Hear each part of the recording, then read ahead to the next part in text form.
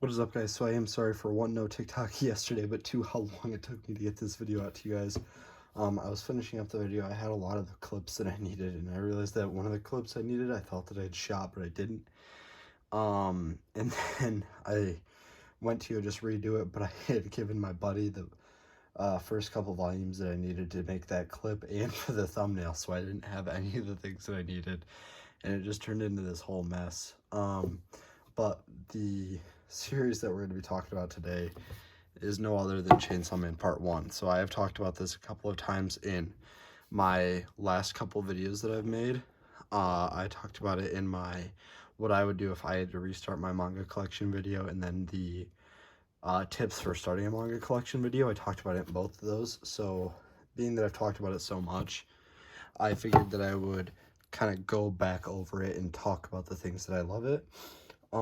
Because this was the series that, well, one of the two series, this and Komi Can't Communicate, that I ended the month of April with. As you guys know, I was trying to take out as many, or read as many books in April as I physically could to decrease my TBR, which we read a crap load of. But that'll be next week's videos coming out this upcoming, probably Sunday, just because this is going up on a Tuesday. So there are really 7 main arcs that I want to talk about. There's the intro arc, the Bat arc, the Katana Man arc, the Reze arc, the internal assassination arc, the gun arc, and the control arc. Those are like the 7 main arcs. There might be one more that I'm forgetting, but those are like the 7 main arcs that make up part 1 of Chainsaw Man. So starting off with Chainsaw Man, we've got volume 1, volume 2, volume 3.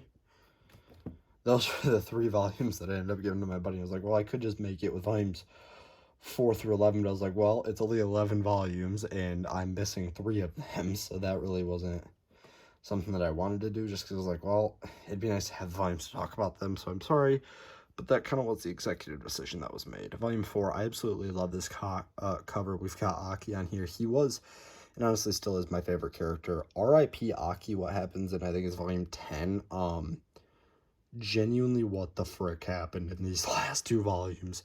So for those of you who don't know, I had read, when I first got this, I read volumes 1 through 8, and then I read 9 through 11 for the first time, and genuinely, I was like, what the actual heck just happened? Like, seriously, what happened? And then moving on, we've got volume 5.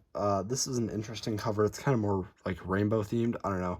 It's not my thing. Some people like this cover, some people don't. It's up to you guys. It's your guys' opinion. And then volume 6, moving on. Volume 7, this is an interesting cover. Volume 8, definitely a kind of common theme that happens with these here Chainsaw Man covers. Chainsaw Man is really good, though. I haven't actually watched the anime. The Reze movie was really good. Definitely recommend that. It just came out on Crunchyroll a couple days ago, I think. Volume 9. Volume 10. I do like how clean Volume 10 and the cover for Volume 11 is. Definitely, if I had to pick, I think, top 3 covers, I'm going Volume 4 at number 1. And then probably just because I like Denji more after what happens with Makima in these last 2 volumes. Probably Volume 11 at 3rd slot, or 2nd slot, and then Volume 10 at 3rd. Yeah, so 4, 11, then 10 for my favorite. Sorry, we're on the struggle bus there. So the intro arc for Chainsaw Man is one that's done really well. Basically, we get introduced to the main character, Denji. He has Pochita, that's his pet. Like, his dad, well, we think his dad killed himself. Honestly, I was a little bit confused about that, but we'll get to that in the later. FYI, there will be major spoilers. If you guys are not caught up with any of this, animes only, tap out when I start talking about the Reze movie, or Reze arc, because that has to do with the movie. Unless you haven't seen that, stop right before I get to the Reze arc. I'll say when I get there. But yes, this video will contain spoilers. So yeah, volume 1, we get introduced to Denji and Pochita. His dad kills himself. Yeah. We found out that his dad killed himself. Denji now has a lot of debt because his dad was super in debt. And then, like Denji's working with the Yakuza, but the Yakuza kind of gets jealous that Denji's working with the devil, so they kind of pick up and make friends with the zombie devil, who Denji kills all of them, and that's when we get introduced to Makima, who kind of like rescues Denji and saves him, and that kind of takes us up. Oh, and then so then Denji becomes devil hunter with public safety. That's kind of where we get introduced to Power, who's a fiend. So it's like a devil. It's not a devil. It's like a devil in a human's body, kind of. Some of them, they're all a little bit different for how much of, like, how strong the human was. So like, the blood devil doesn't come out too much in Power because she's a strong vessel, I guess. And then Aki's the leader of the Special Division 4. Oh, rip Power. It's okay. Those of you who know. But yeah, and then, so basically Denji and Power bond a lot, and, well, not at first. At first they don't like each other, and that kind of ties us into the Bat arc, because Denji's obsessed with kind of like things that we take for granted, because he lived in such poverty. Like, he wants to have jam on his bread. He wants like a comfy spot to sleep, good food. And his biggest goal is to touch a girl's boob, because he's never done that, and he doesn't think he'll ever be able to go on a date. So Power's like, hey, you can do that if you save my cat from this bat. Well, turns out that this was a trap, and the bat actually wants a human sacrifice, and Power kind of sets him up.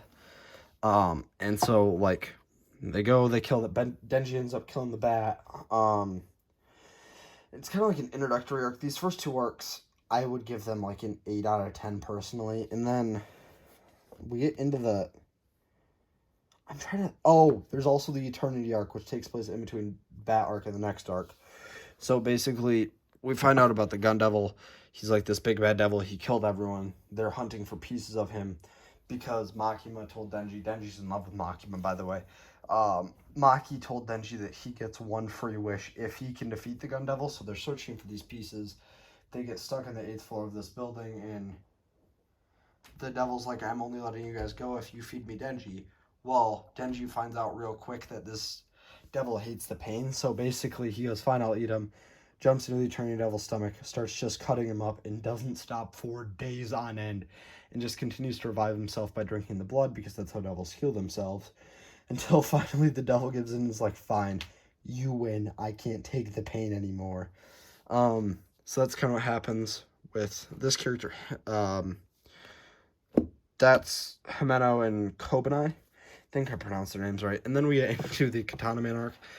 And I'm going to be honest, my first read-through and my second read-through, Eternity Devil arc, I would give probably a 7.5. Like, it's still a good arc, but there's definitely better. Katana Man arc, it's a very hard arc to follow.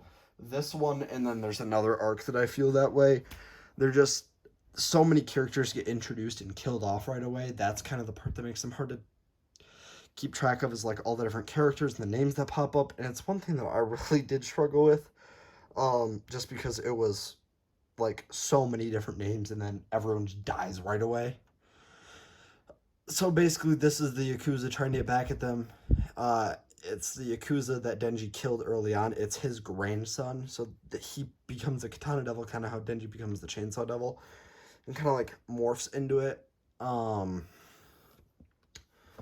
But overall, it's pretty good. This Volume 5 also is the start of the Reze arc, which got the movie adaptation. I don't know if that'll be in Season 2. Is Season 2 Chainsaw Man? No, it hasn't. I don't know. I don't really keep up with the anime. I only read the manga with this and saw the movie just because it came out in theaters, so it looked pretty good. The Reze arc is a phenomenal arc. 9 out of 10. In my opinion, it is the best or second best arc. The only arc that I think could rival it is the Control Devil arc. The Reze arc's really good. Denji forms this bond and kind of starts to question his relationship with Makima because he meets this new girl named Reze. And so, like, it's a lot of personal growth for Denji, and then she ends up being a devil and tries to kill them all. You know, poor Denji can't catch a break, and Denji keeps wondering, he's like, you know, everyone wants Chainsaw Man's heart, does anyone want mine? And it kind of tugs on your heartstrings a little bit, like, for such an action-packed manga, it really does a good job of tugging on them heartstrings. And this part does, like, it makes you sad. It makes you feel bad for Denji. This is Reze. We're gonna move on from her just because, yeah.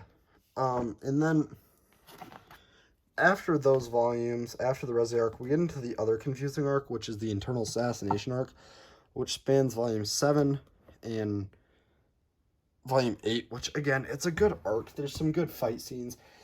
My issue with it is so many characters get introduced and then just kind of killed off again.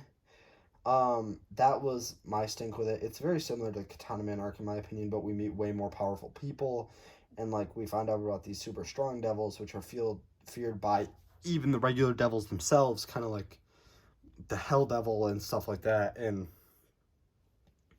we start to get way more of a sense of Makima is a bad person, and that is very highlighted amongst this arc. And like we kind of get hints about how she is super powerful, and people are really trying to kill her and kill Denji to get after Denji because the Chainsaw Devil is so powerful.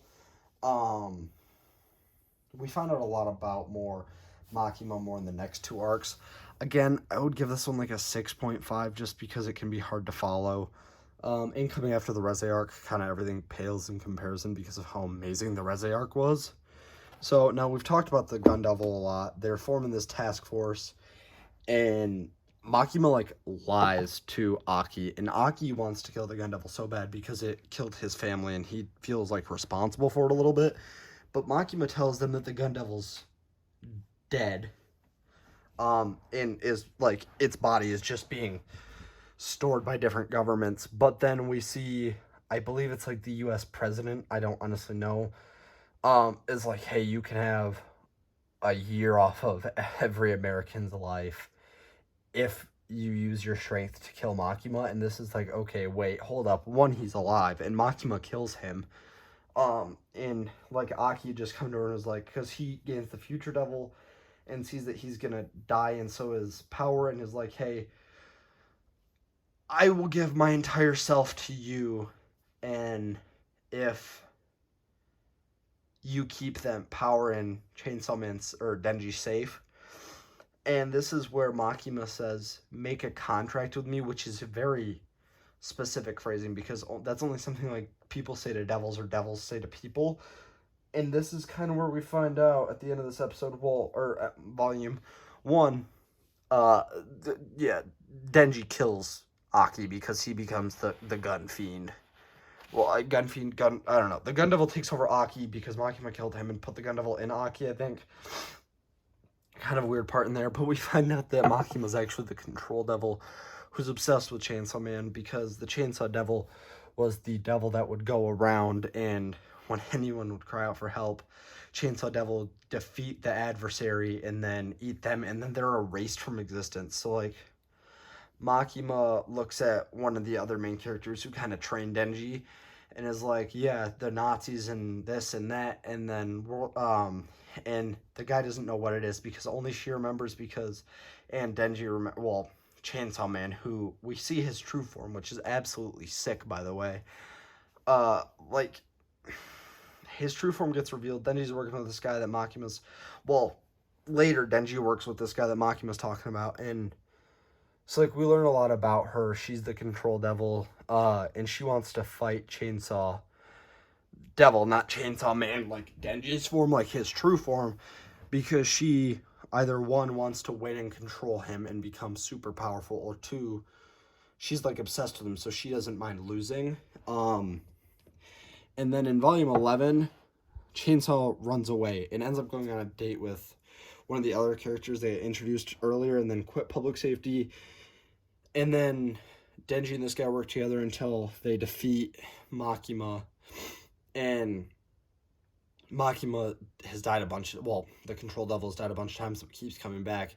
And so Denji's like, there's no way to just beat her, so I'm going to become one with her, and then eats her after the fight. And then the Control Devil comes back, but it doesn't come back as Makima. It comes back as this little girl named Reze, or who looks just like Reze, not named Reze.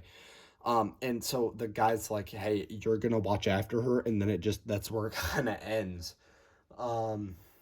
So yeah, it's a super good story. It's a super weird story. I love this story because of the rereadability. Because I read through all but the last two arcs. I stopped after the internal assassination arc, and I don't really remember why, but I'm pretty sure it was because of how hard to follow that arc could have been and how hard to follow Katana Man was, and so I think that kind of had something to do with it. And but don't quote me on that, I don't know for sure. But even though these arcs are hard to follow, I was never not deeply invested in this story, even the parts that I had already read. So that's what I love about this, is the rereadability of the story, and that's something that you guys have heard me say time and time again, and it just shows how true it is. Anyways, guys, I'm sorry that this did take me a long time to get out to you. I hope that you all have an amazing day, and I hope you guys enjoyed this video. Peace out, guys, and I'll catch you guys in the next one. See you guys.